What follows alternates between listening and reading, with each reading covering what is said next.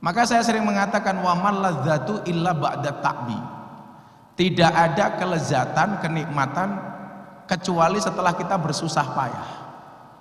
Maka mayazra yahsud, barang siapa menanam pasti mengetam. Apa yang kamu ketam di masa yang akan datang tergantung apa yang kamu tanam hari ini. Nah, saya begitu banyak melihat fakta di lapangan. Anak-anak muda itu hari ini merasa insecure.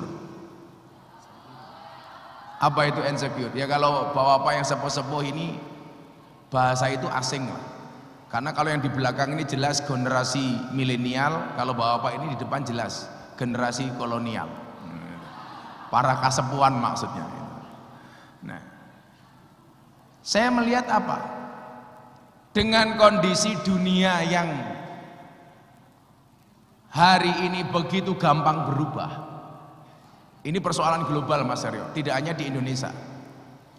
Maka kemudian apa? Banyak orang yang kemudian insecure dengan masa depannya.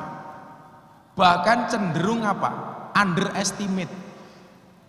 Tidak percaya diri, kurang mempunyai confident untuk menatap masa depan. Yang muncul apa kemudian? Yang terjadi adalah kekhawatiran-kekhawatiran.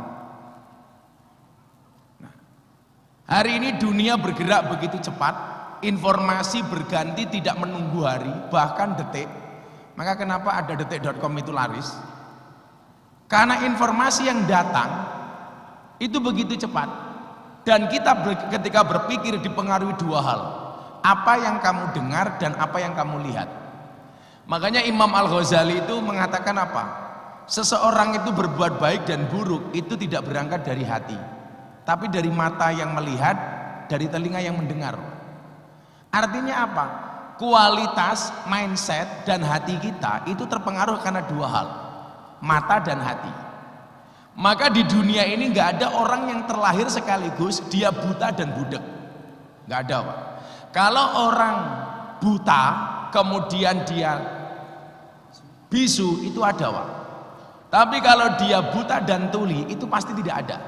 Pertanyaannya kenapa demikian? Karena dua hal ini jalan hidayah.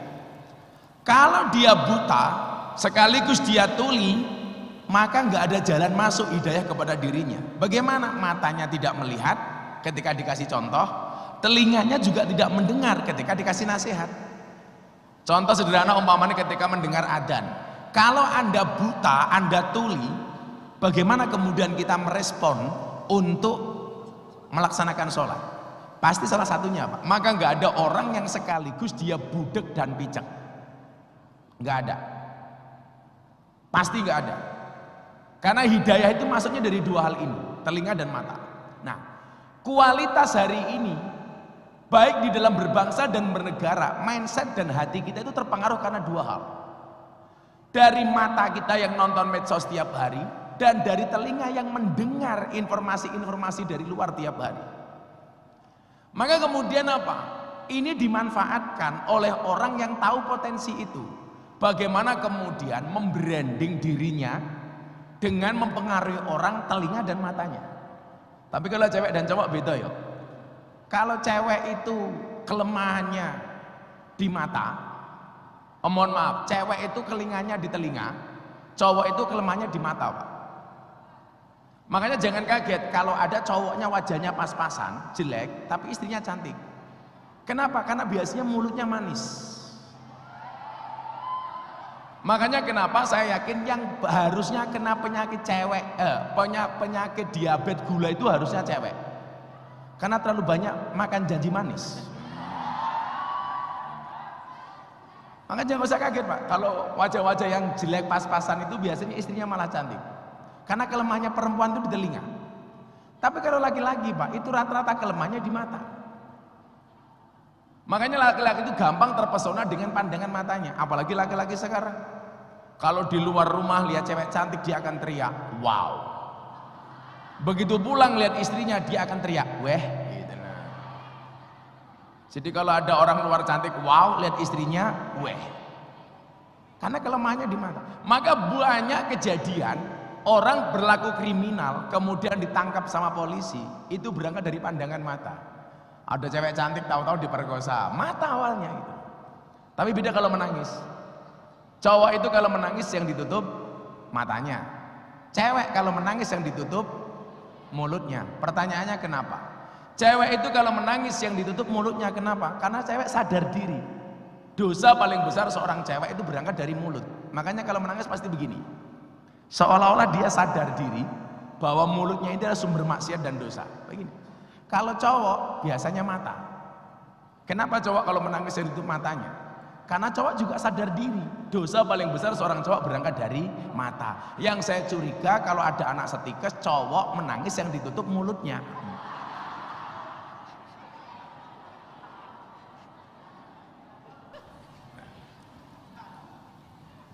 Nah, maka ketika berbidayah hidayah, hidayah itu berangkatnya dari mata dan telinga. Contoh begini, saya mau cerita yang paling viral umpamanya, kasus Deddy Corbuzier belajar agama sama saya. Dia itu hampir saja menjadi orang yang agnostik. Agnostik itu beda dengan ateis. Kalau ateis itu percaya dengan Tuhan, enggak percaya dengan Tuhan sama sekali. Mereka selalu mengatakan kita tidak percaya dengan Tuhan because God is nothing. Mereka mengatakan orang-orang ateis itu. Kemudian mereka bilang religion is fiction. We are believe in science not in God. Orang-orang ateis. Tapi kalau orang agnostik beda, Pak. Orang agnostik itu percaya dengan Tuhan tapi nggak percaya dengan keberadaan agama. Karena orang agnostik itu menganggap agama itu sebagai problem. Sementara bagi orang yang beriman seperti kita menganggap agama itu sebagai solusi. Makanya ketika saya di Bali waktu itu kajian kebangsaan bersama Polda Bali bersama teman-teman Hindu, saya sempat ditanya begini sama seorang follower saya dari Instagram, kebetulan dia dari Australia. Saya sedang santai di Pantai Kuta, ada cewek datang dengan yang sedang jemur lah, yang sedang sumur, susu dijemur. Untungnya saat itu saya pakai kacamata hitam kan, jadi mata saya mendelik tidak kelihatan. Bahwa bukti konkret dosa kita itu dari mata gitu. Itulah alasan kenapa saya selalu menggunakan kacamata hitam. Terlalu normatif kalau saya mengatakan untuk menjaga pandangan, enggak. Ya supaya kalau melirik aman lah. Gitu. Nah, dia datang Pak dengan santainya begini. Gus Miftah, I am your followers. Saya follower Anda. Where do you come from? Australia. Dia mengatakan apa? Saya melihat agama itu sebagai problem. Terutama agama Islam dia bilang. Saya tanya, kenapa Mbak? Pertanyaan dia pertama kepada saya itu begini. Kenapa Islam itu atau agama secara umum itu kok terlalu banyak aturan? Gak ada Pak agama yang gak punya aturan Pak. Mau Anda Kristen, Katolik, Islam, Buddha, Konghucu semuanya punya aturan. Kenapa agama itu kok didesain banyak aturan? Saya tanya, contohnya apa, Miss? Jelas. Soal laki-laki dan perempuan. Kenapa Islam kok begitu diskriminatif dia bilang? Apa bentuk diskriminasinya? Soal berpakaian. Kenapa laki-laki dan perempuan dalam Islam itu dibedakan? Perempuan lebih ketat dalam berpakaian, menutup dari atas sampai bawah. Beda dengan kami orang Australia kayak saya ini, mau berpakaian kayak apa nggak ada urusan. Mau pakai pakaian BH sama celana dalam tok kita nggak ada urusan. Kenapa? Ya kebebasan bagi kami. Kemudian yang kedua, perilaku diskriminasi untuk perempuan. Perempuan ketika disukai oleh laki-laki harus ada khitbah lamaran, akad, baru menikah dengan resmi. Dengan segala banyak aturan dia bilang. Beda dengan kami orang Australia, cewek ini mengatakan, kalau kami suka sama suka ya sudah kumpul-kumpul saja. Nggak perlu kami ke KUA, nggak perlu kami menegaskan pernikahan kami di lembaga yang sah. Ya sudah kumpul-kumpul saja. Istilah kerennya apa? Summon Eleven, kumpul kebo. Hati-hati anak-anak Cirebon, jangan sampai Anda kumpul kebo. Kenapa? Karena kalau sampai punya anak namanya gudel. Hati-hati. Karena anak kebo itu namanya gudel, Pak. Gudel. Sama kemarin saya ngasih uang sama anak kecil. Nak, nyata kasih uang. Saya tanya uangnya untuk apa? Dia bilang, saya celengi Gus. Saya bilang, salah. Kalau punya uang tolong jangan dicelengi tapi ditabung. Kenapa? Karena ada bayi tabung, nggak ada bayi celeng. Saya bilang. Nah, apa jawaban saya terhadap pertanyaan-pertanyaan seperti ini? Adik-adik dan Bapak Ibu yang saya muliakan, saya bilang, Kenapa agama itu didesain banyak aturannya? Jawabannya adalah karena manusia terlalu banyak maunya. Makanya kemauan-kemauan manusia ini harus dibatasi dengan aturan. Yang aturan ini tujuannya apa? Menyelamatkan. Maka Islam itu dari bahasa selamat. Tujuannya untuk selamat. Dan hari ini apapun profesimu itu nggak ada yang bisa lepas dari aturan. Anda tentara, ada aturannya. Makanya kenapa dibuat penegak aturan namanya polisi militer. Sahabat-sahabat kita polisi, ada aturannya. Maka kenapa ada provos, propam, provos dan pengamanan. Kok itu tuh, banser itu loh. Itu yang organisasi masyarakat, ada aturannya. Maka semua aturan itu kemudian didesain dalam rangka apa? Untuk menegakkan aturan. Maka siapapun yang melanggar aturan, ya tetap salah. Tetap salah. Wong presiden saja yang sebagai orang nomor 1 di Indonesia masih punya aturan. Apalagi kita umat beragama.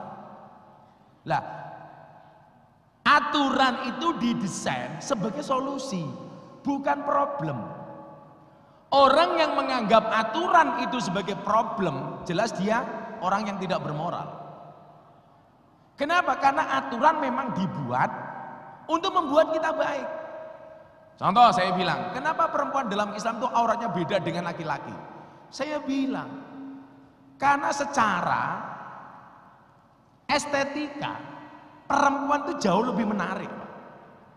Bahkan perempuan sendiri mengatakan itu. Makanya banyak perempuan yang iri dengan kecantikan orang lain. Kalau laki-laki melihat orang ganteng, dia biasa-biasa saja, Pak. Itu. Wah, aku pengen ganteng, jarang ya. Makanya kenapa produk skincare itu lebih laku kepada perempuan? Karena lebih iri, Pak. Perempuan itu jauh lebih kemudian melihat estetika itu seninya jauh lebih tinggi dibandingkan laki-laki. Lah, maka kenapa kemudian perempuan harus didesain dengan menutup aurat seperti itu? Mbak, coba kalau ada kawannya cantik, pasti dia akan tanya, itu kira-kira pakai skincare apa ya? Betul? Pasti muncul pertanyaan, itu bedaknya apa ya? Kalau yang ibu-ibu sepuh gini jelas lah bedaknya cuma satu, bedak Viva nomor 4 gitu lah. Nomor 4. Tapi coba kalau yang muda-muda itu. Makanya wajah glowing itu menjadi penting, Pak. Makanya para suami harus diingat, di balik wajah istri yang glowing ada suami yang golong koming. Karena pentingnya wajah itu. Makanya, Pak, kalau saya itu sederhana, Pak. Menilai perempuan itu jauh lebih susah diatur dibandingkan laki-laki. Cukup dari alisnya. Iya, Pak. Hanya dengan alis kita bisa melihat perempuan itu nggak bisa diatur, Pak. Bagaimana? Jangankan aturan laki-laki, aturan suami, Pak. Aturan Tuhan saja dirubah, Pak. Punya alis sudah bagus, masih kerok, Pak. Dihajar, dihabiskan, dilukis dewe. Seolah-olah ciptaan dia itu lebih baik dibandingkan ciptaan Allah. Kan goblok banget gitu loh. Oh betul? Gitu loh. Kan faktanya memang seperti itu. Makanya gak ada cerita laki-laki itu bisa ngatur perempuan tuh gak ada cerita. Coba kalau etikanya tuh seharusnya yang buka HP itu seharusnya laki-laki buka HP-nya istri atau istri buka HP-nya suami. Undang-undangnya harusnya apa? Suami boleh membuka HP-nya istri. Karena bagaimanapun laki-laki itu imam, perempuan makmum. Laki-laki itu kenapa boleh membuka HP-nya istri? Karena ketika istri bermaksiat dengan HP-nya, maka suami otomatis menanggung maksiat istrinya. Karena posisi dia sebagai imam. Tapi kalau laki-laki bermaksiat dengan HP-nya, yang menanggung dosa itu hanya suaminya. Tapi fakta menunjukkan apa? Bukan laki-laki yang berani membuka HP-nya istri, tetapi istri yang selalu intervensi terhadap HP-nya suami. Betul? Kok geting aku gitu loh. Ini fakta, Pak. Makanya dulu ketika Rapim TNI Polri, Pak Jokowi kan bilang begini, saya ingat betul ya. Saya waktu itu jabrinan sama Pak Wakasat Pak Agus, saya sama Pak Kabak Intelkam yang sekarang Irwasun, Pak Doviri. Saya bilang, perintah presiden itu bagus, Bang. Kenapa Gus? Awasi WA grup para istri supaya tidak terpapar dengan paham-paham radikalisme. Ya kan waktu itu begitu dan perintahnya presiden. Jangan sampai laki-lakinya abdi negara tapi istrinya melawan negara dengan pengajian-pengajian yang salah. Saya bilang perintah presiden ini bagus. Persoalannya emang berani suami ngawasi HP istri? Alah mana bisa Pak? Gak berani. Ombo sak gagah-gagah tentara, polisi. Alah, laneng kantor galak. Di rumah ketemu istrinya ya kik. Perempuan dilawan Pak gitu. Loh, jangankan kita Pak, Fir'aun itu loh yang ngaku Tuhan takluk sama perempuan. Sejarah pertama kali suami itu takluk sama istri gara-gara Fir'aun. Kan zaman Fir'aun itu ada undang-undang bayi lahir dalam keadaan laki-laki bunuh, karena menurut Samsudinya Fir'aun, dukunnya Fir'aun gitu. Tenan gitu. Aja nesu-nesu. Menurut dukunnya Fir'aun, bayi laki-laki itu kenapa harus dibunuh? Karena dia akan menjadi kompetitor bagi Fir'aun. Lah, undang-undangnya Fir'aun ini Pak, itu didengar oleh ibunya Musa. Galau karena anaknya laki-laki. Kemudian yang dia lakukan adalah menghanyutkan bayi Musa, yang kemudian qadarullah bayi itu mendarat di belakang kerajaannya Fir'aun, ditemu oleh istrinya Fir'aun. Fir'aun itu gambaran keluarga, suaminya nakal, istrinya solehah. Nah akhirnya apa kemudian yang terjadi? Bayi dibawa pulang, ketemu Fir'aun, marah Fir'aun. Ini ada bayi laki-laki, kenapa bisa masuk kerajaan? Bunuh. Dijawab sama Siti Asyah. Oh jangan mas, jangan. Mas Fir'aun gitu loh. Jangan mas. Masa ya Siti Asyah bilang jangan beb, ya pantas. Masa Fir'aun kok beb. Yo hilang kasarnya lah itu. Om Fir'aun itu kan ngaku Tuhan. Makanya ya demi Allah demi Rasulullah saya nggak sepakat kalau Pak Jokowi disamakan dengan Fir'aun. Ya karena jelas Fir'aun itu orang yang ngaku Tuhan gitu. Akhirnya dia bilang apa? Jangan dibunuh mas. Loh emangnya kenapa? Coba kamu ingat undang-undangmu. Bayi yang kamu bunuh itu bayi yang kamu cari. Ini datang sendiri. Ini membawa kebaikan bagi kita. Wong datang sendiri kok, kita nggak minta kok. Yang kamu cari kamu bunuh, ini bayi Fir'aun datang sendiri. Delalah Pak. Fir'aun yang ngaku Tuhan, ana rabbukumul a'la. Fir'aun itu orang yang nggak pernah sakit Pak, ditakdir sama Allah. Fir'aun itu seumur hidup selilitan cuma sekali Pak. Dia selilitan itu cuma sekali, dia marah-marah. Saya nggak mau selilitan. Akhirnya Allah itu ngutus malaikat dalam kitab Tadkiratul Aulia itu ngutus malaikat untuk dandani giginya Fir'aun. Lah malaikat tanya, Tuhan kenapa saya harus memperbaiki giginya Fir'aun? Kamu perbaiki giginya Fir'aun malaikat. Kenapa? Mosok ngaku Tuhan kok cangkemnya selilitan. Kan rapantes Tuhan kok selilitan, rapantes. Fir'aun itu kalau makan sambal Bu, yang mules itu bukan perutnya, sambelnya Bu. Kalau kehujanan Pak, yang pilek itu bukan hidungnya, air hujannya. Sampai hebatnya Fir'aun. Lah Fir'aun itu seneng terus gak pernah susah Mas Aryo. Punya uang terus gak pernah punya utang. Makanya kalau dosen-dosen setikes ya kadang-kadang punya uang, kadang-kadang punya utang, itu ya lumrah lah. Saya malah curiga kalau dosen setikes tiap hari punya uang. Saya malah curiga, jangan-jangan cucunya Fir'aun gitu loh. Biasanya jilbabnya pink biasanya.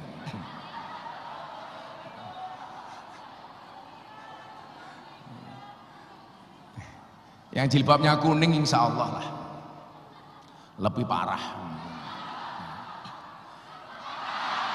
Oh, ada juga ya.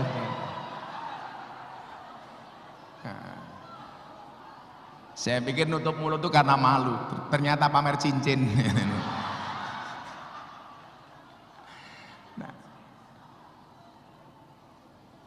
Nah Bapak Ibu, kembali ke tadi persoalan aturan tadi itu.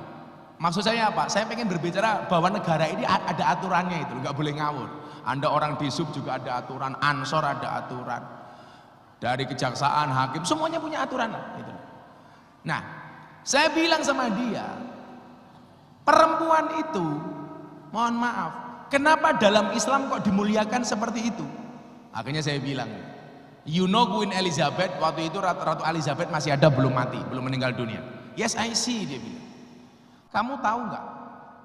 Queen Elizabeth itu karena dianggap terhormat, tidak semua orang bisa mendekat. Jangankan mendekat, jangankan salaman, mendekat saja loh ada protokoler. Kenapa? Karena dianggap terhormat. Lah, di mata kami umat Islam, perempuan itu jauh lebih terhormat dibandingkan Queen Elizabeth. Makanya tidak sembarang orang boleh menyentuhnya, tidak sembarang orang boleh mendekatinya. Makanya kalau mbak-mbak ada cowok mendekati kamu, pilihannya cuma satu di antara dua, halalkan atau tinggalkan. Jangan diumbar no, tahu bulat digoreng dadaan kecil saja harganya 500-an kok. Masa punya kamu enak model gratisan? Nah. Jangan. Saya itu punya prinsip, Pak. Perempuan itu suci seperti sajadah. Kenapa? Karena di atasnya lah laki-laki bisa beribadah.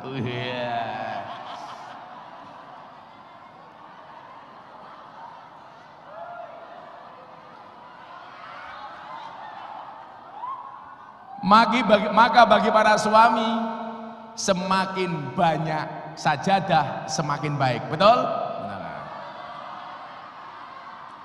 Maka setelah ini program saya adalah mencari sajadah baru. Jangan dikirim ke bunda dong. Ala wong lanang, Pak. Saya pinter-pinter kiai, Pak. Digetak bojone goblok dadak, Pak. Anggumun aku orang wedok. Makanya saya nggak suka sama laki-laki. Ya salah. Saya kemarin Natal mengucapkan kepada teman-temanku Katolik dan Kristiani, saya mengucapkan selamat merayakan hari Natal.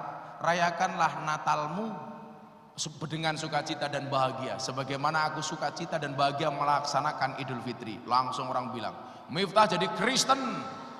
Saya jawab, oh enggak segampang itu Ferguson. Buktinya apa? Tanggal 10 November kemarin saya mengucapkan selamat hari pahlawan. Saya juga tidak jadi Avenger. Saya itu orang yang sangat slow dalam beragama. Ngapain? Kamu yang jomblo menghadiri pernikahan sahabatmu, selamat menikah. Kamu juga tetap jomblo. Nah, betul? Mbak-mbaknya santai aja. Kalau dikata, dasar kamu jomblo mbak, kamu jawab sorry. Bintang itu indah untuk dilihat, bukan untuk dimiliki. Cowok juga begitu mas, santai aja. Akan datang satu saat kamu akan dipertemukan dengan orang yang tepat, yang kedatangannya untuk menetap, bukan karena nafsu sesaat. Kamu malah galau. Aku nganan, kamu ngiwo. Akunya bertahan, kowe karo wong liya.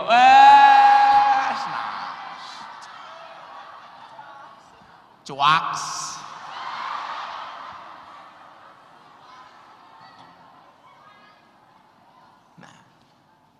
Perempuan itu didesain sedemikian rupa, maka nggak boleh laki-laki mendekatinya. Ini bagian dari aturan agama, maka mohon maaf, saya melihat hari ini banyak orang yang mempunyai pemahaman yang salah terhadap cara beragama. Maka kemudian saya mengatakan bahasa moderasi.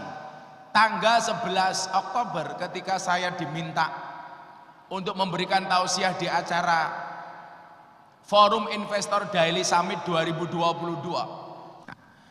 Yang menjadi landasan saya waktu itu adalah surat Al-Baqarah ayat 143. Al-Baqarah itu kan ayatnya ada 286. Dan tepat di tengah-tengah surat Al-Baqarah itu ada ayat yang asik. Wa kadzalika ja'alnakum ummatan wasaton. 143 itu ayat pertengahan Al-Baqarah, dan di situ Allah mengatakan wasat. Wasat itu artinya apa? Tengah-tengah. Wasatiyah. Makanya kalau kita yang NU itu ada istilah wasatiyah atau tawasud. Nah, wasaton itu artinya apa? Moderat. Baik di dalam berbangsa maupun beragama. Dalam beragama kita tidak ekstrem kanan, tidak ekstrem kiri. Karena biasanya kalau orang itu ekstrem kanan, jatuhnya adalah radikalisme. Kalau ekstrem kiri biasanya liberal. Saya ulangi ya.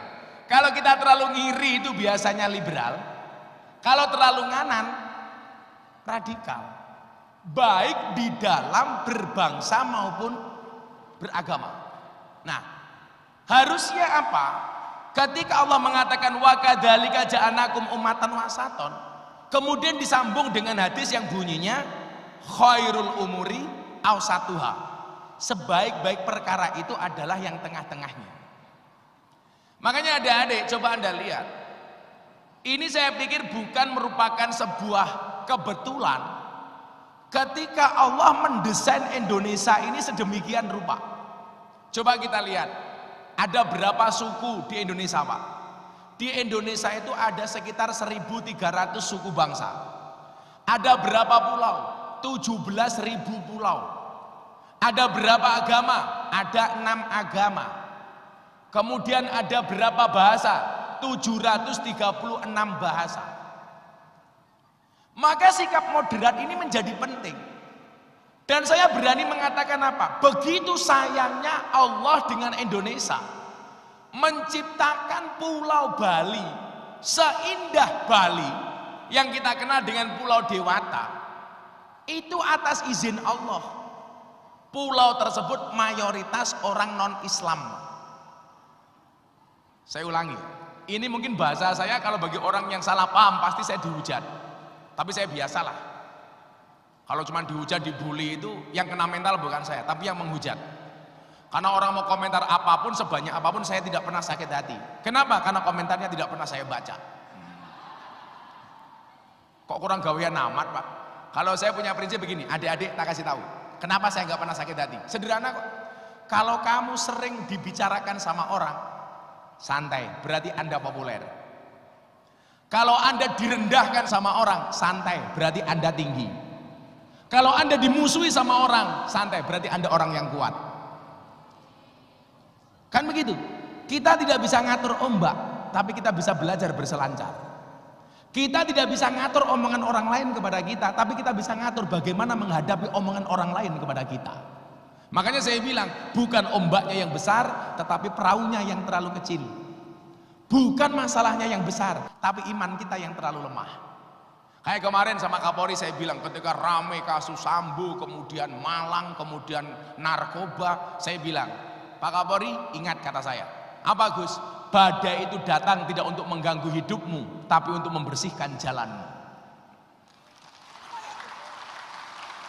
Makanya kalau ada orang gak suka dengan kita, santai aja Pak. Saya kadang-kadang kalau menyikapi omongan orang itu, posisi saya seperti pohon pisang. Punya jantung tapi gak punya hati. Iya, santai saja. Cangkeme wong digagas. Saya ulangi. Salah satu bentuk kemahaadilan Tuhan, konsep adil itu kan begini. Kayak kemarin gara-gara kasusnya Sambo, kenapa kok vonisnya berbeda-beda? Orang mengatakan apa? Oh ini tidak adil. Oh kamu nggak pernah belajar konsep adil. Adil itu kan konsepnya apa? Wada'u syai'in fi mahali. Meletakkan segala sesuatu sesuai proporsinya. Karena peranannya berbeda walaupun kasusnya sama, maka akan melahirkan akibat hukum yang berbeda. Itulah kenapa kemudian vonisnya berbeda-beda. Ada yang vonis mati, ada yang kena vonis 1,5 tahun, ada yang 20 tahun. Sesuai dengan perannya, ini namanya baru adil. Lah, saya itu kenapa Bu sampai hari ini nggak berpoligami? Karena saya masih kesulitan memahami konsep keadilan dalam berpoligami. Betul Bu? Kalau soal uang, saya gampang saja. Satu istri saya kasih setiap bulan 50 juta, 50 juta, 50 juta, selesai. Kalau cuma soal materi. Tapi bagaimana cara saya berbuat adil dengan perasaan? Saya membayangkan apa? Orang tua itu punya anak 4. Itu pasti salah satunya cenderung ke salah satunya. Oh, aku lebih suka dengan anak saya nomor 1, walaupun tidak pernah terucap. Betul Bu? Apalagi soal perasaan kepada para istri. Maka saya punya prinsip, lelaki yang hebat bukan lelaki yang mencintai banyak wanita, tetapi mencintai satu wanita dengan banyak cara.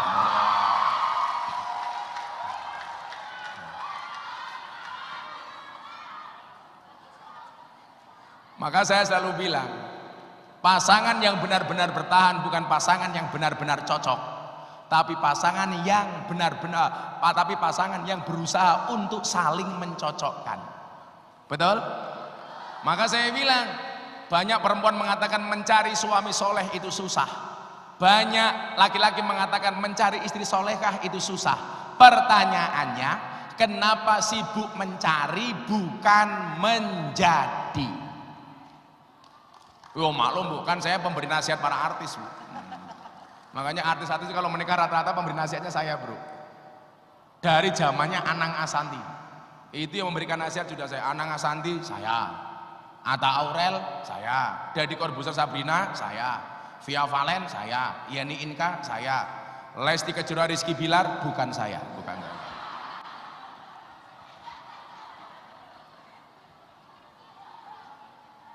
Mau nggak mau itu harus ada orang Ahlussunnah yang ngopeni pengajian para artis Bu, supaya tidak salah jalan. Makanya alhamdulillah banyak artis yang mau gabung dengan kita. Yang baru-baru itu malah janda-janda semuanya.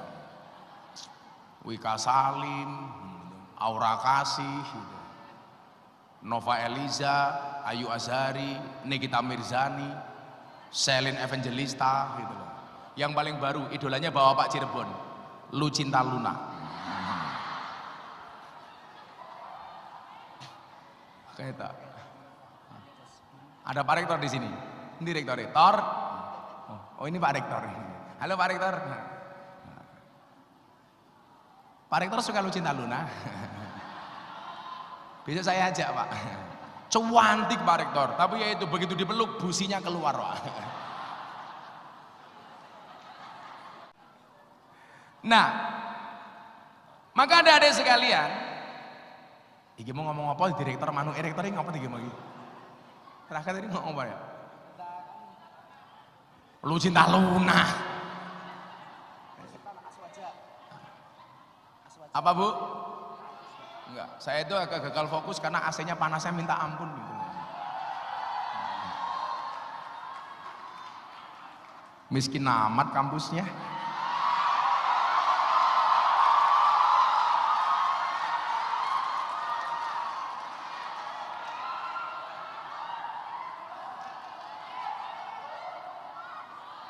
Ya karena alasan miskin itulah saya datang dengan main ID itu sebenarnya. Karena kalau nunggu Pak Rektor ngundang, alah sak modari ya bakal ngundang. Betul Bu? Oh iya, serakuat bayar mesti. Ngenteni gratisan. Santai ini gratisan, nanti kita habis ini kita tanya jawab, yang berani tanya ke depan tak kasih uang. Per pertanyaan 300.000. Wow, santai aja. Saya harus bawa banyak uang Pak Rektor, karena saya punya prinsip. Cewek sekarang itu lebih melihat yang good rekening dibandingkan good lookingnya. Kebetulan kalau saya jelas good rekening dan good looking. Ya dibandingkan Pak Rektor yang ganteng saya lah gila. Ada-ada saja. Rektornya mulai batin. Kiai ini bajingan. Pak Rektor, cewek itu hatinya seperti rekening bank Pak. Artinya Pak, nggak mungkin berbunga kalau nggak ada saldonya. Iya. Makanya kenapa hampir semua pecahan mata uang itu gambarnya mesti cewek menari. Ayo bener gak? 100.000 cewek menari, 50.000 cewek menari, 20.000, 10.000, 5.000 sampai 2.000 Pak. Itu gambarnya cewek menari. Satu-satunya pecahan mata uang yang tidak ada gambar cewek menari cuman Rp1.000. Patimura bawa golok. Pertanyaannya kenapa semua pecahan mata uang ada gambar cewek menari? Jawabannya adalah karena hanya uanglah yang bisa membuat cewek bahagia dan happy. Yeah. Makanya kenapa Patimura gambarnya bawa golok? Seolah-olah cewek pengen mengatakan, kamu mau dapat duit dari mana, aku nggak urusan. Makanya banyak laki-laki kemudian korupsi, mencari uang, menghalalkan semua cara dengan membawa goloknya. Kenapa? Demi membahagiakan hati seorang cewek. Gitu. Filosofinya itu sebenarnya. Tapi ingat teman-teman Mahisa Setikes, lebih baik besok tangan kamu kotor tapi hasilnya bersih daripada tanganmu bersih tapi hasilnya kotor.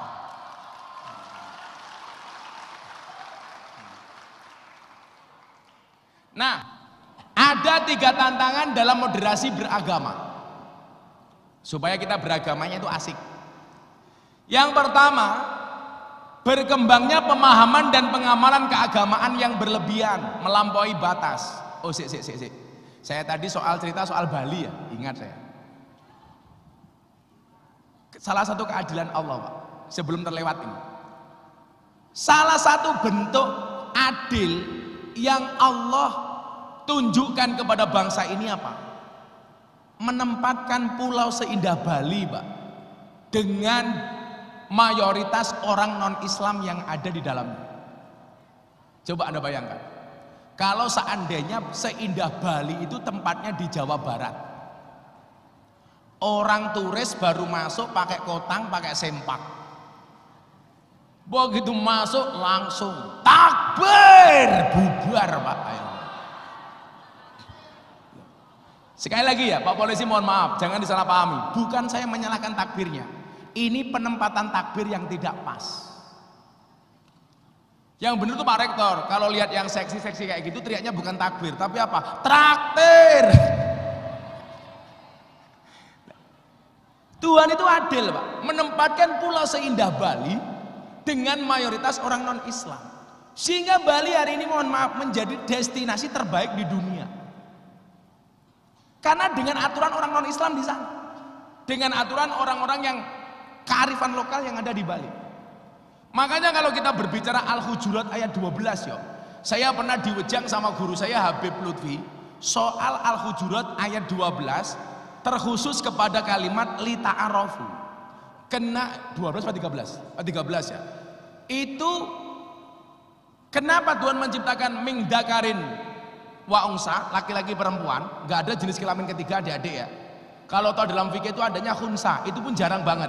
Khunsa itu orang yang terlahir dengan dua jenis kelamin. Secara medis dia laki-laki atau perempuan, itu yang berhak menentukan pengadilan adalah berangkat dari analisa medis. Contoh dulu di tentara, ada namanya Andi Manganang, atlet voli perempuan. Ternyata dibawa sama Pak Kasat waktu itu, Pak Andika Perkasa, dibawa ke rumah sakit, ternyata dia laki-laki. Lah, khunsa itu berjenis kelamin dua. Apakah dia laki-laki atau perempuan? Pakai analisa medis. Contoh, ini kelihatannya laki-laki, kok ada perempuannya, dilihat punya rahim apa enggak. Kalau punya rahim dapat dipastikan dia perempuan. Kalau banci hari ini itu bukan khunsa, Pak, tapi makhluk jadi-jadian. Karena saya juga sering ngaji sama banci, dan kurang ajar banget tuh. Kalau laki-laki mati namanya apa, Gus? Almarhum. Perempuan mati almarhumah. Kalau banci mati aluminium. Banci apa panci gitu. Saya itu banyak ngurusi teman-teman banci. Tapi setiap saya ngimami sholat sama mereka, mereka nggak mau saya jadi imamnya. Gus, jangan jadi imam. Kenapa? Bokongnya seksi, matamu aku. Sangelang. Kalau mau Ramadan gini, Pak, mereka telepon saya, Gus, saya mau tobat bulan Ramadan ini. Alhamdulillah. Caranya gimana? Insya Allah selama bulan Ramadan saya akan berjilbab. Mbahmu aku. Nah, adik-adik sekalian, para mahasiswa yang saya muliakan, itu adalah salah satu bentuk keadilan yang Allah ciptakan untuk Indonesia. Nah, makanya ada 3 tantangan moderasi dalam beragama. Yang pertama adalah berkembangnya pemahaman dan pengamalan keagamaan yang berlebihan, melampaui batas dan ekstrim, sehingga malah bertolak belakang dengan esensi ajaran agama. Esensi ajaran agama adalah memanusiakan manusia. Pemahaman keagamaan disebut berlebihan dan ekstrim jika justru mengingkari nilai kemanusiaan dengan mengatasnamakan agama. Ini banyak sekarang, Pak, polisi-polisi seperti ini mengatasnamakan agama tapi ekstrim. Jadi agama sebagai bemper. Kemudian yang kedua, siap-siap habis ini kita tanya jawab. Tolong kaosnya disiapkan sama tas saya mana. Tantangan kedua, munculnya klaim kebenaran atas tafsir agama. Ada sebagian orang yang merasa bahwa paham tafsir keagamaannya sajalah yang paling benar, lalu memaksa orang lain yang berbeda untuk mengikuti pahamnya, bahkan bila perlu dengan menggunakan cara paksaan dan kekerasan. Ini yang disebut melampaui batas dan berlebihan dalam beragama. Jadi klaim kebenaran sepihak lalu memaksakan kehendak. Contoh begini ya, ini kalau mau bulan Ramadan biasanya banyak. kasus-kasus orang teriak-teriak dengan menggunakan takbir untuk menutup restoran di bulan Ramadan. Itu dari dulu saya sama sekali nggak berkenan, Pak. Ada restoran buka, takbir, tutup restoran. Sejak kapan fungsi takbir itu hanya untuk menutup rumah makan di bulan Ramadan? Coba kalau ada teman-teman Satpol PP dan teman-teman itu ya, yuk kita lihat yuk. Apa sih esensi orang berpuasa itu? Esensi orang berpuasa itu salah satunya apa? Untuk menumbuhkan simpati kepada orang miskin. Kalau kita marah melihat restoran buka di bulan Ramadan, seharusnya kita malu dengan orang miskin yang sepanjang tahun lewat depan restoran gak kuat beli makan. Mereka gak pernah marah sepanjang tahun. Kita hanya diuji bulan Ramadan kok, kenapa kita marah? Makanya waktu itu sebelum Dadi masuk Islam saya bilang, Mas Dadi tahu kenapa bulan Ramadan tuh orang berpuasa mulutnya bau? Jawabannya sederhana, Pak. Karena bulan Ramadan itu yang seharusnya ditutup bukan restorannya, tapi mulutnya, cangkemnya. Kan itu saja sebenarnya. Masa hanya gara-gara orang puasa minta dihormati? Kalau saya pribadi ya, sorry, saya berpuasa tidak untuk minta untuk dihormati, karena dalam hadis qudsi Allah mengatakan as-saumu li, puasa itu untukku, wa ana ajzibi, dan aku yang akan membalasnya. Berarti apa? Puasa saya itu untuk Allah, bukan untuk minta dihormati. Tapi ingat, puasa justru melahirkan pribadi yang terhormat. Siapa itu pribadi yang terhormat? Tidak membiarkan pembicaranya kepanasan karena nggak ada kipas angin.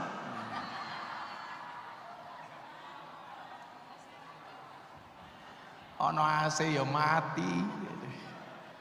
Tolong Pak, besok setikes dikasih BLT ya. BLK, bantuan langsung kipas angin. Yang terakhir, adik-adik sekalian, pemahaman yang justru merongrong atau mengancam bahkan merusak ikatan kebangsaan. Contoh pemahaman orang yang atas nama agama lalu menyalahkan Pancasila. Seperti dalam satu artikel ini. Ini kadang-kadang saya juga heran, kenapa masih ada orang berpandangan seperti ini? Pancasila bid'ah, orang kafir cinta tanah air, kita lebih cinta kepada Madinah. Nanti kita bahas. Pemahaman yang atas nama agama lalu menyalahkan Pancasila, mengharamkan hormat bendera, mengkafirkan orang yang tidak menyanyikan lagu Indonesia Raya, bahkan mengajarkan bahwa nasionalisme tidak penting karena tidak ada dalilnya. Ini otak-otak yang perlu dimoderasi. Kayak dia mengatakan apa? Mencintai tanah air itu kafir. Kami lebih cinta Madinah. Mbok yo kono kowe minggat ning Madinah. Simpel kan? Loh berarti Gus Miftah tidak mencintai Madinah? Ya cinta dong. Di sana ada makamnya Kanjeng Nabi kok. Tapi ingat, saya itu mencintai Indonesia karena Kanjeng Nabi mengajari untuk mencintai tanah airnya. Coba terakhir sebelum kita tanya jawab deh. Nabi Muhammad terpaksa meninggalkan kota Makkah peristiwa hijrah di tahun ke-11 12 kenabian. Begitu mau meninggalkan Makkah, beliau menatap dari atas bukit, melihat kota Makkah dengan mengatakan apa? Ya Makkah, innaki la ahabul ardi ilayya. Ketahuilah wahai Mekah, kamu adalah bumi yang paling aku cintai, kata Nabi. Kalau tidak ada karena satu peristiwa, saya tidak akan pernah meninggalkan kamu wahai Mekah. Begitu masuk kota Madinah, tangan beliau diangkat kemudian berdoa, Allahumma habib ilainal Madinah kahubbina ila Makkah au asyad. Ya Allah ya Rabb, anugerahkanlah kepadaku untuk mencintai kota Madinah sebagaimana aku mencintai kota Makkah. Pertanyaannya apa? Kenapa Nabi Muhammad mencintai tanah Arab? Jawabannya sederhana. Karena Nabi lahir di Arab, besar di Arab, berjuang di Arab, hidup di Arab, meninggal dimakamkan di tanah Arab. Kenapa kita mencintai Indonesia? Karena kita lahir di Indonesia, besar di Indonesia, berjuang di Indonesia, hidup di Indonesia, mati dimakamkan di Indonesia. Itulah kenapa alasan kita mencintai Indonesia.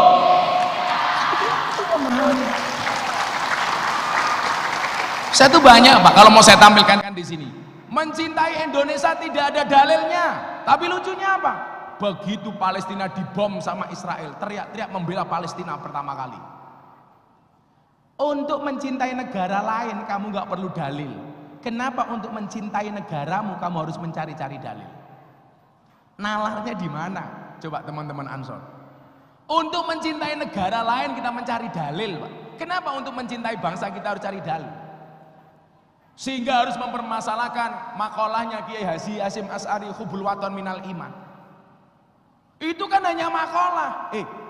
Yang mengucapkan makalah itu orang yang mendapatkan gelar Hadratus Syekh. Orang yang hafal dengan Kutubus Sittah. Yang di Indonesia Hadratus Syekh itu cuma ada 2. Satu Hadratus Syekhah Fatimah binti Maimun, perempuan yang makamnya di Gresik. Nomor 2 Mbah Hasyim Asy'ari. Hari ini orang-orang yang mengatakan Pancasila tidak cocok dengan Indonesia, mereka yang baru hafal 3 hadis. Mbah Hasyim Asy'ari yang hafal ribuan hadis menyetujui dengan Pancasila. Saya ikut siapa? Ikut Mbah Hasyim. Makanya kalau besok di dalam kubur saya ditanya, Miftah, man rabbuka? Aku melu Mbah Hasyim. Rampung. Kalau Pak Rektor beda Pak Rektor. Besok ditanya, man rabbuka? Jawab Pak Rektor, kamu nanya. Iya buk malaikat dia. Kamu bertanya-tanya. Langsung malaikatnya bengok, cuaks. Mungkin itu Mas Aryo sebagai pembukaan, sebagai mukadimah.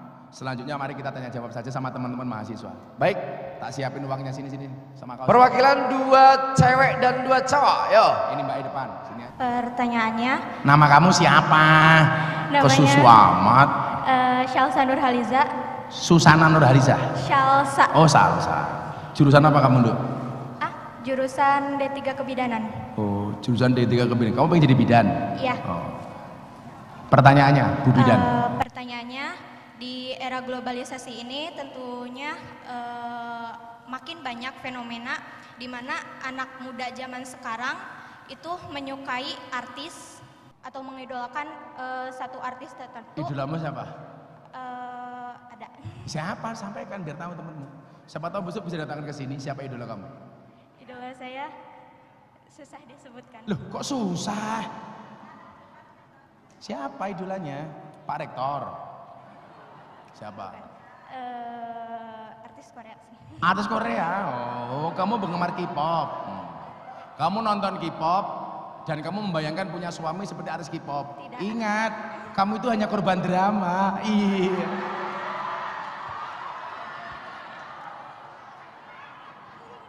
Nah, banyak yang menyukai artis itu sampai Ya termasuk kamu. Ya, sampai jatuhnya ada beberapa yang fanatik.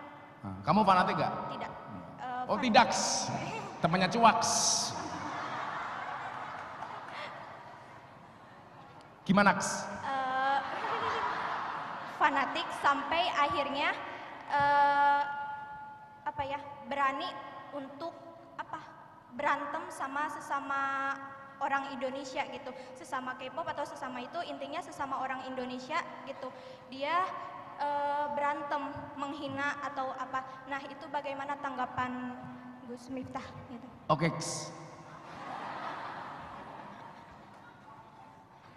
Salsa. Begini Mbak Salsa. Kalau saya itu Nabi Muhammad kan pernah mengatakan begini, yuhsyarul mar'u ma'aman ahabba. Seseorang itu besok di hari kiamat akan dikumpulkan bersama orang-orang yang dicintainya. Itu patokan saya mengidolakan orang. Artinya siapa hari ini yang saya idolakan, itu yang akan saya temui besok di padang mahsyar. Saya itu mengidolakan pendiri Thariqat Sadiliyah, namanya Imam Abu Hasan As-Sadili. Beliau tokoh sufi tapi kaya raya. Salahnya Kiai NU itu satu, mengidolakan Imam Abu Hasan As-Sadili yang dicontoh sufinya, tidak mencontoh kayanya. Lalu kalau saya harus contoh sufinya, contoh kayanya. Makanya saya bilang, jadi kiai itu harus keren. Makanya kenapa saya kuliah lagi sekarang ngambil S3, S2 dan S3 di beberapa tempat. Karena kiai harus keren. Kan begitu Pak? Mosok kiai kok waduh sarungnya ngelinting, wadimor, aduh, sandale swalo, wah, tase ono tulisane Konven Cap NU Cirebon, nah serah menarik gitu.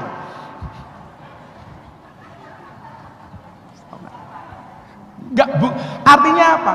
Kalau mindsetnya seperti itu Bu, anak-anak kita tuh nggak mau jadi kiai Bu. Kiai itu mesake. Itulah bedanya pengacara dengan kiai. Kalau pengacara itu Pak masalah jadi duit. Kalau kiai duit jadi masalah. Makanya kenapa Pak izin Pak Tentara, saya dengan Pak Agus Wakas itu kan dekat buangan saya. Betul Gus, jadi kiai itu harus keren. Sehingga anak-anak itu mengidolakan ya kiai. Kenapa lebih mengidolakan artis K-pop?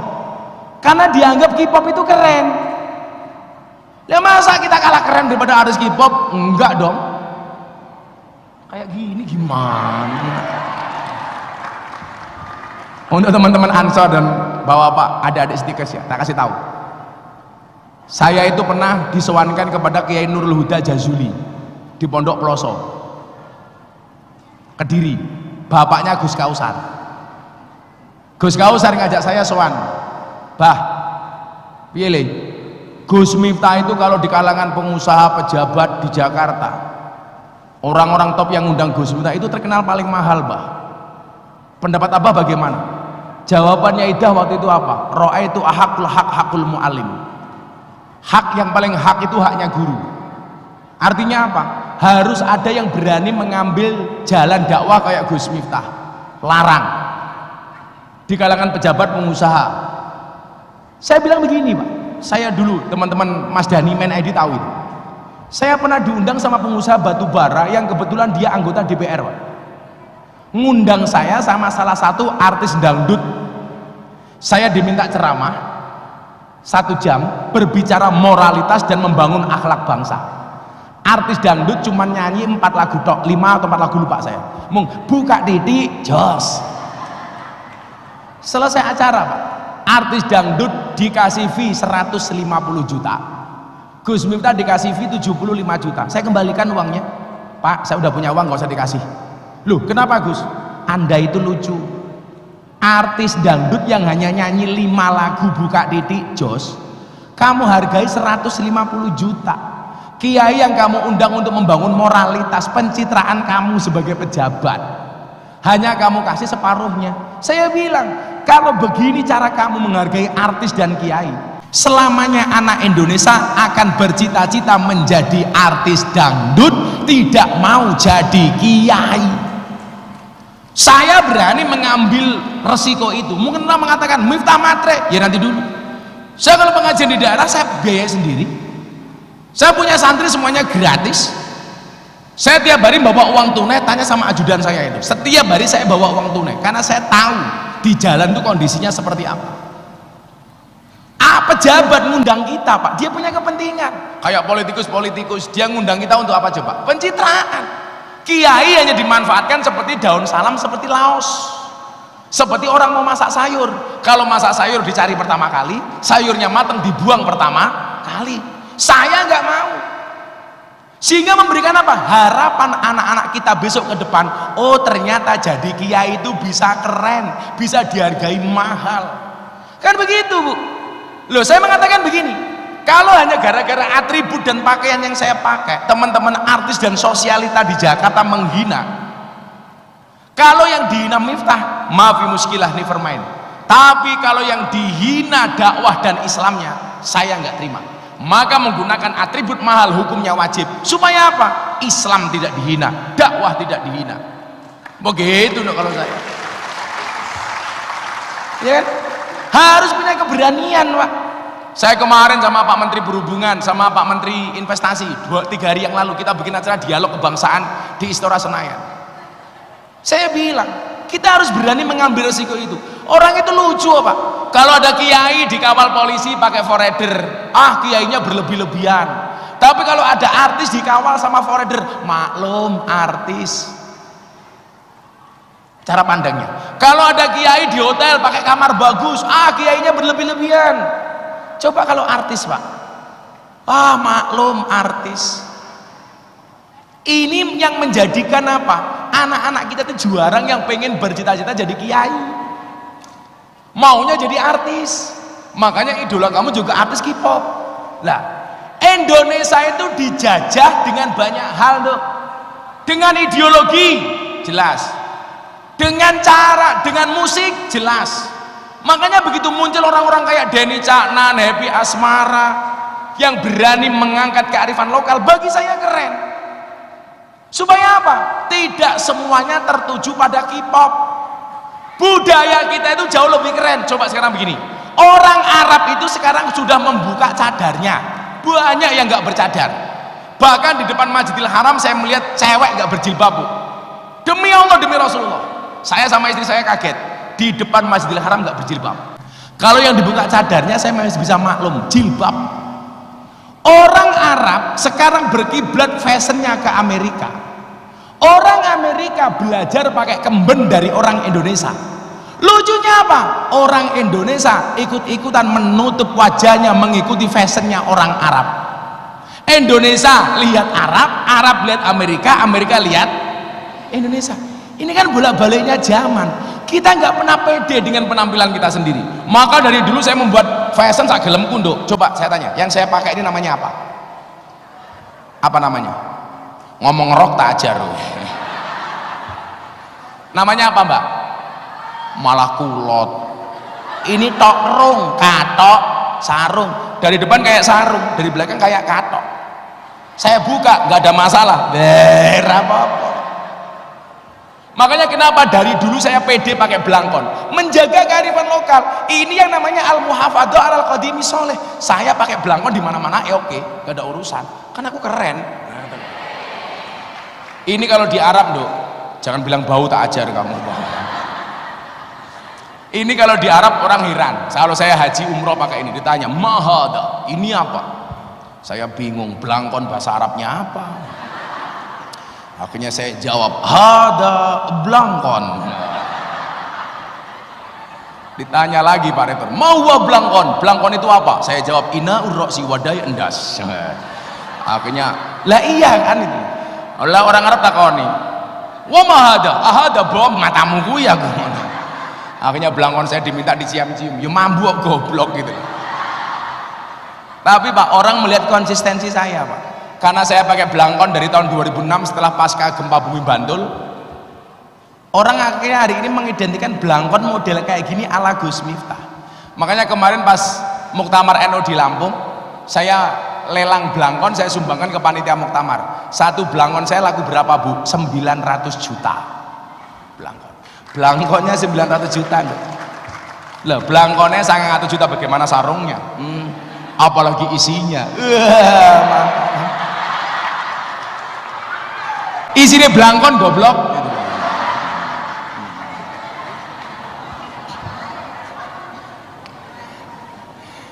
Jangan sampai kita dijajah dengannya fashion.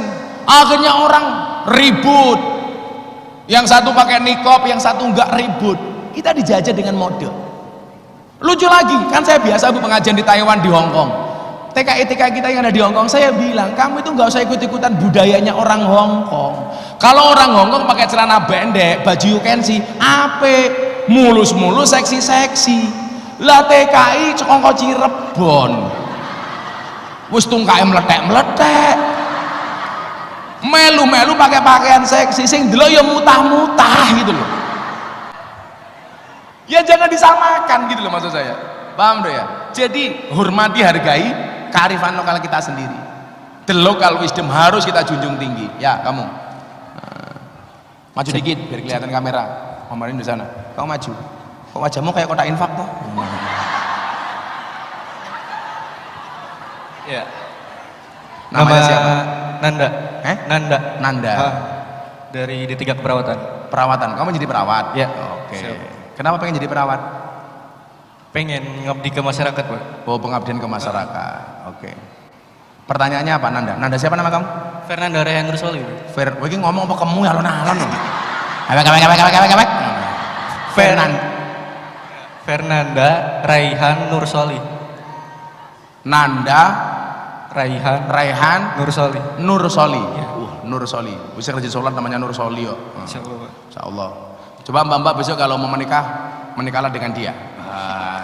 Ya jelas dong, pasien saja dirawat apalagi kamu. Iya.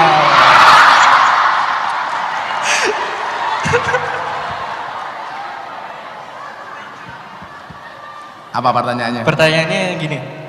Bagaimana kita sebagai mahasiswa atau pelajar, sebagai generasi bangsa menyikapi kelompok-kelompok yang ada paham radikalisme di dalamnya. Menyikapi kelompok-kelompok Radikalisme agar tidak terpengaruh. tidak terpapar. Ya, Saya mau tanya sama Nanda, kamu punya TikTok nggak? punya Pak, tapi nggak dimainin. Nggak dimain ya, followermu Raono kok main. Ya iya makanya. Ya iya. Coba, saya itu kemarin mendapatkan penelitian dari lembaga survei di Jawa Timur. Ini sempat saya sampaikan ke Presiden dan Gubernur Jawa Timur. 37% mahasiswa dan pelajar di Jawa Timur terpapar paham radikalisme dan intoleransi. Kemudian pertanyaan berikutnya, bagaimana dengan Jawa Barat? Loh, jawabannya ngeri lagi, Pak. Kalau Jawa Barat itu bukan terpapar, Gus, tapi gudangnya. Ya Allah. Langsung saya ngelus dada. Dadanya istri saya. Ya Allah. Ya masa dadamu. Nah, ternyata Bapak Ibu yang saya muliakan, adik-adik mahasiswa, rata-rata kawan kita yang terpapar paham-paham intoleransi dan radikalisme, mereka itu terpaparnya dari medsos. Makanya coba di TikTok itu kamu lihat, orang kan belajar agama sekarang mudah banget, hanya dengan potongan 1 sampai 3 menit kamu bisa belajar agama. Yang menjadi persoalan adalah kadang-kadang yang FYP itu, tahu FYP itu kamu? Kalau Pak Rektor ya nggak tahu lah kan. Tahu Pak FYP Pak? Nggak ngerti. Beliau taunya Gyang Pargoy.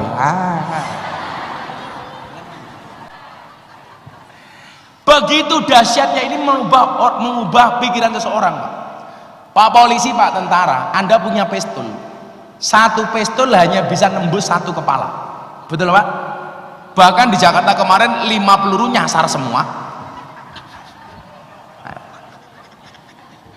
Ora paham, kira paham. Kowe paham ora?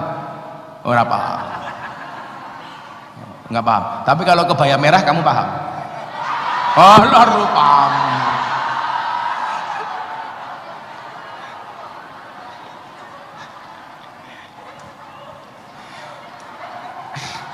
Kurang ajar, akhirnya jawab insya Allah paham. Kenapa harus pakai insya Allah? Ingat Nanda, hargailah dan gunakanlah waktumu sebaik mungkin. Kenapa? Karena sedetik saja berharga, apalagi 19 detik ya.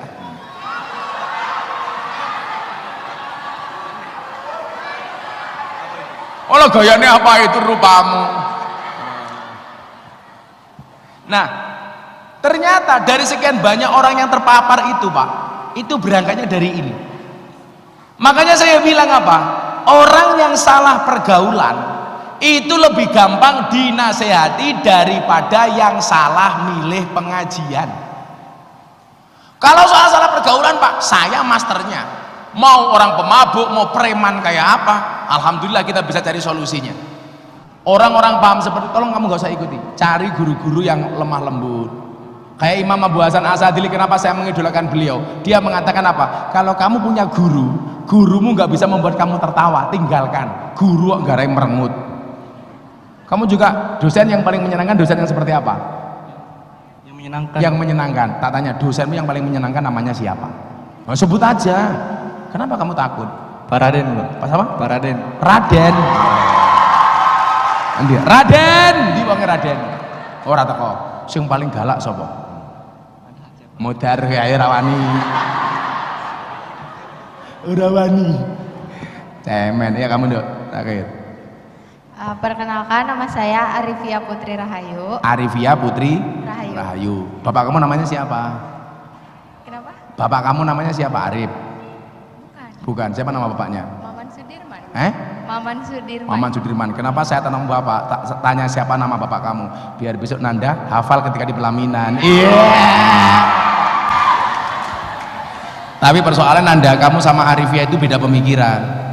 Kamu mikir Arifia, Arifia mikir aku. Iya. Apa? Kamu jurusan apa di sini? S1 perawat. S1 perawat. Sama satu profesi. Tapi kamu D3? Oh, oke. Pengen jadi perawat juga? Kenapa? Kamu pengen menghabiskan waktumu untuk merawat Nanda? Nanda mulai saling merawat Gus. Yalah, berharap rupa muda Nanda. Kayaknya Nanda sama Arifia ini seperti Indomaret dan Alfamaret. Berdekatan sih, tapi nggak pernah jadian. Iya. Apa Arifia pertanyaannya? Jadi pertanyaannya kan apa sekarang tuh ya banyak di TikTok itu FYP kayak anak 90-an sama anak 2000-an tuh dari segi mental beda katanya. Kalau anak 2000-an itu mentalnya lebih lemah. Karena yang saya lihat sendiri anak 2000-an itu lebih banyak lebih aware sama kesehatan mental. Siapa? Gitu. Yang anak umur berapa? Anak Generasi 2000-an. berapa? 2000-an lebih aware Sama kesehatan mental. sama kesehatan mental. Ya, sama kesehatan mental dirinya ataupun lingkungan sekitarnya. Terus banyak yang bilang kalau anak 2000-an itu lebay karena terlalu menyuarakan tentang kesehatan mental. Kayak gitu. Contoh kesehatan mental, saya pengen tahu. Menurut kamu kesehatan mental itu contohnya apa? Ya kayak misalkan kalau menurut saya ya, kenapa kesehatan mental itu penting dan contohnya bagaimana? Jadi kayak karena kesehatan fisik itu bisa terdorong dari kesehatan mental juga. Kalaupun misalkan kita lagi stres, contoh kecilnya kita lagi stres, kadang ke fisik ngaruh, kayak jadi demam ataupun gemetaran dan lain sebagainya. Kamu sekarang gemetaran nggak? Enggak. Oh enggak. Tak pikir karena dekat-dekat Anda kamu gemetar. Jadi pertanyaannya, Pede banget kamu Nanda. Dia itu dekat kamu bikin gemetar, pengen muntah tahu.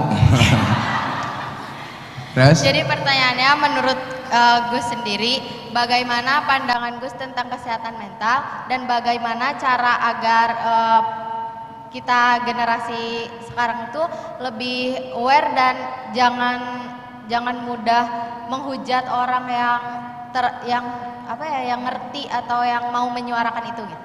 Oke. Terima kasih. Saya pernah diundang pengajian di Rumah Sakit Jiwa Magelang.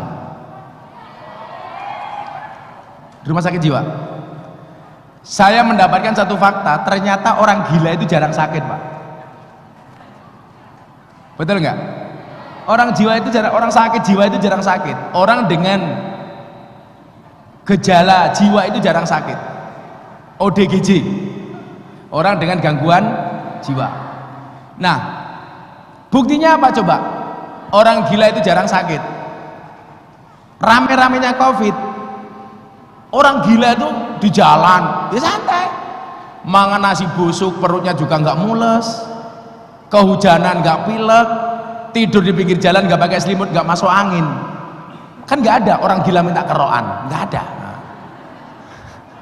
Pertanyaannya adalah kenapa orang gila itu jarang sakit, jarang sakit?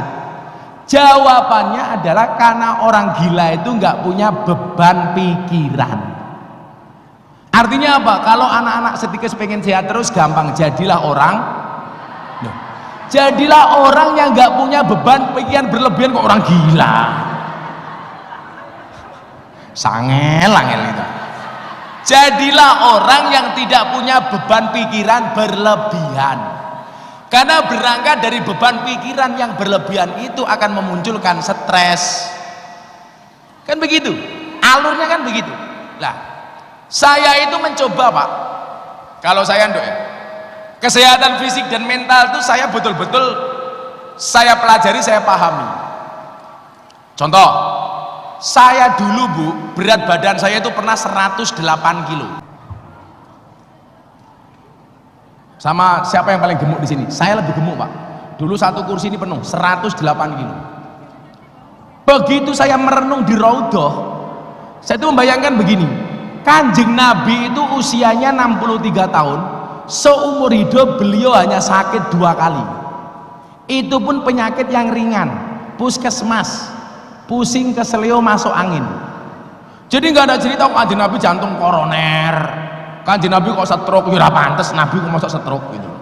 Kamu tahu Nanda, stroke itu penyakit apa? Coba kamu perawat jawab. Stroke itu penyakit apa? Pakai mic. Iya kamu. Stroke itu penyakit apa? Penyakit lumpuh. Salah. Stroke itu penyakit yang diakibatkan gara-gara adanya ketidakseimbangan antara stroke gaji dan stroke belanja.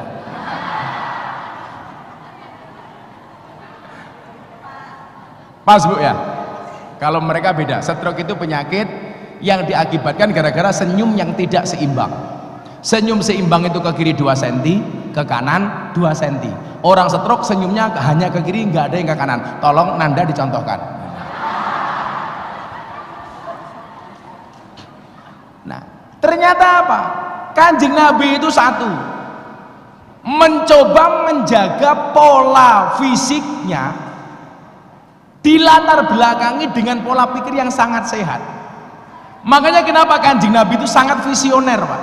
Contoh salah satu visionernya Islam itu, Pak. Anda tahu perbedaan antara zakat fitrah dengan idul kurban? Kenapa zakat fitrah itu boleh dilakukan bahkan sejenak sebelum sholat id, dengan waktu yang sangat mepet umpamanya, walaupun kita boleh dari awal Ramadan ya, tapi kan biasanya kita malam idul fitri, dan itu hanya mepet. Sementara idul kurban, kenapa motong kambingnya itu hari besar plus 3 hari tasrik setelahnya? Jawabannya sederhana, Bu. Karena kalau beras itu awet, ditaruh di mana-mana bisa. Sementara kalau daging sapi, daging kambing, kalau dikasih waktu motong hanya 1 hari tok. Kanjeng Nabi tahu orang Indonesia tidak semuanya punya kulkas. Visioner kan? Contoh lagi, orang lempar jumroh, kan waktunya dibagi-bagi tuh, Bu. Boleh malam, boleh pagi, dan seterusnya. Pertanyaannya, kenapa tidak disatukan satu waktu tok? Karena Kanjeng Nabi visioner. Kenapa visioner? Kanjeng Nabi tahu besok umat Islamnya akan banyak yang berangkat haji, jutaan orang. Kalau lempar jumroh hanya dengan satu cara, satu waktu, maka akan terjadi banyak insiden dan kecelakaan. Sekarang sudah dibagi pun masih ada tragedi Mina, tragedi jumroh dan lain sebagainya. Itu visioner. Lah, kenapa Kanjeng Nabi visioner? Karena para ilmuwan membuktikan bahwa, mohon maaf, otaknya Kanjeng Nabi adalah yang paling sempurna, paling sehat. Salah satunya apa? Mampu mengelola stres. Nabi lah, coba kalau enggak dikejar-kejar dari Mekah ke Madinah, peristiwa hijrah, dikejar oleh sekian banyak pasukan, targetnya satu, bunuh. TO-nya Kanjeng Nabi. Coba kalau enggak punya mental yang bagus, Nduk. Artinya apa? Kesehatan mental itu menjadi penting. Nah, persoalannya apa? Mental kita hari ini yang tadinya pede menjadi tidak pede. Itu berangkat dari apa? Salah satunya dari tontonan medsos. Sehingga apa? Menjadikan kita pribadi yang insecure, pesimis. Coba sekarang saya punya kuis begini, dijawab. Ada sedikit bayangkan, kalau kamu naik perahu di tengah sungai, perahunya bocor, di samping sungai kamu banyak buaya. Apa yang harus kamu lakukan? Berdoa, nyemplung, renang, atau apa? Rata-rata jawabannya pasrah. Salah. Bayangkan kalau kamu naik perahu di tengah sungai, perahumu bocor, di samping perahumu di tengah sungai banyak buaya. Apa yang harus kamu lakukan? Jawabannya adalah berhenti membayangkan. Loh, kan saya tadi bilang apa? Bayangkan. Jawabannya sederhana, berhenti membayangkan. Ketakutan-ketakutan kita kepada masa depan itu karena bayangan, Pak. Ingat, quote-nya Gus Miftah begini ya. Bayangan itu adalah ilusi tentang masa depan. Daripada kamu membuang-buang waktu dengan bayangan yang belum pasti terjadi di masa yang akan datang, mendingan mempersiapkan diri untuk menghadapi. Makanya kenapa kemudian Ibnu Athaillah As-Sakandari membagi kalimat antara ar-roja dengan tamanni, antara harapan dan angan-angan. Arifia, kamu tahu nggak bedanya harapan dan angan-angan? Pakai mic dijawab dulu. Apa bedanya harapan dan angan-angan? Mungkin kalau harapan mah, menurut saya ya mungkin kalau Arifia, tak meh Sunda, teh Sunda. Iya. Kamu Sunda? Iya. Ngomongnya kayak gitu kan, kayak Sunda. Saya tuh lagi sering di mobil mendengarkan lagu Sunda. Runtah. Bibir berem-berem jawer ayam. Terus piye lagu ini kan? Oh, lagu iki opo iso nerano sing iso belas iki lho. Bocah kok lugu banget ya. Apa bedanya harapan dan angan-angan? Kalau menurut saya, kalau harapan mah sesuatu yang akan sesuatu yang kita inginkan. Kalau angan-angan mah cuma bayangan aja. Oh, salah. Mal farqu bainar raja wal umniyah, kata Ibnu Athaillah As-Sakandari. Ar-raja ma qoronahu amalun. Harapan itu adalah satu keinginan, cita-cita yang diikuti dengan ikhtiar amal dan perbuatan. Ada eksekusi, itu namanya harapan. Tapi kalau Arifia punya keinginan, punya cita-cita, nggak ada eksekusi, nggak ada harapan, nggak ada ikhtiar, itu namanya angan-angan. Pengennya kuliahnya selesai cepat, mendapatkan pekerjaan yang diharapkan, tapi kuliahnya males-malesan, sukanya bolos, sama dosen nggak manut, tugas nggak pernah digarap, pekerjaannya tidur. Begitu bangun, nulis status WA, akan indah pada waktunya.